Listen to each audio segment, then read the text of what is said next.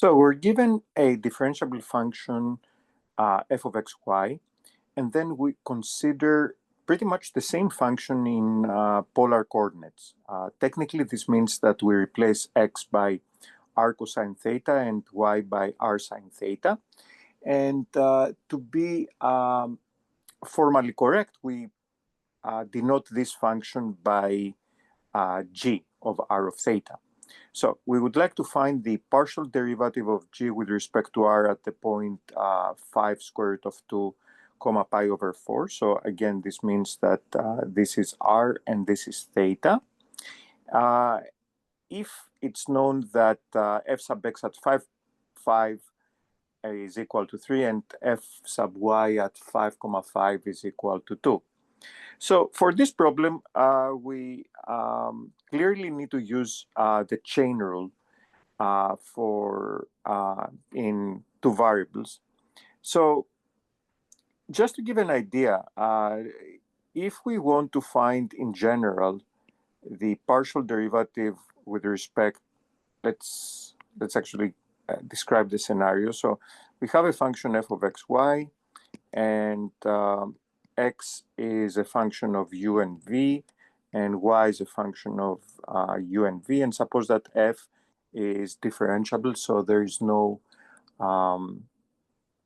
question about the differentiability of the composite. At the same time, we should also suppose that x and y are differentiable functions of u and v. So what happens is we replace x by its expression in u and v and y by its expression in u and v, and we obtain a new function. A new function that normally should be denoted by some other letter, but it's classical in this context to actually slightly abuse the notation and still denote f in terms of u and v, which formally is incorrect. However, it makes the chain rule quite pleasing, if you like, because you end up saying something like the derivative with respect to u of f is the derivative of f with respect to x times the derivative of x with respect to u plus the derivative of f with respect to y times the derivative of y with respect to u. Same for v. But in some sense, it's more correct to actually put it this way. Also, at this point, it should be clear how the substitution should be done for any specific point. So this will be in terms of some point u and v. This function should be in terms of f, x, and y, but that are related to u and v this way. And this should be in terms of u and v. Same thing for the other expression. So everything, in other words, eventually is in terms of u and v.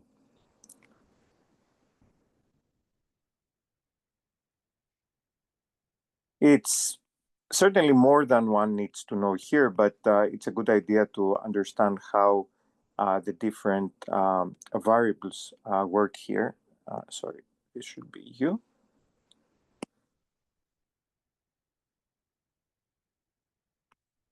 And in our example, it's important to understand that if we take the point 5, 5, so let's draw a diagram. If we take the point 5, 5,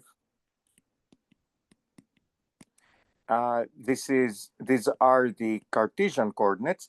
Then in terms of polar coordinates, the angle here is pi over 4, and the distance from the origin, which is r, so this is theta, and r is 5 square root of 2.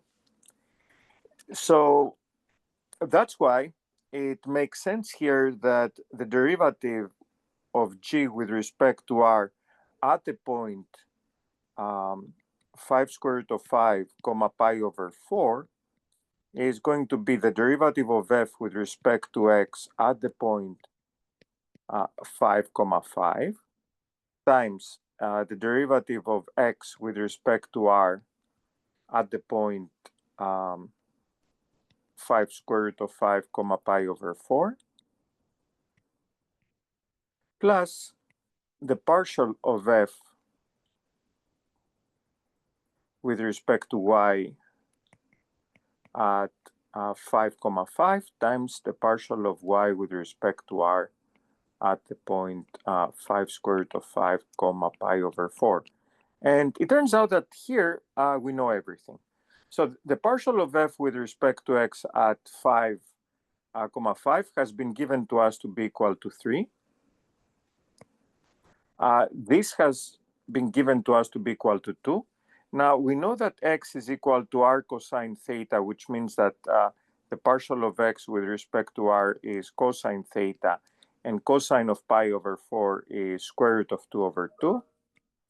And same for y, or similarly for y.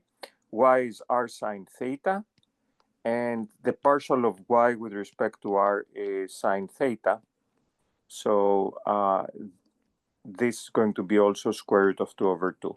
So if we add, if we multiply them together and if we compute the products and then we add them up, then we get 5 square root of 2 over 2. And that's it. Thanks for watching.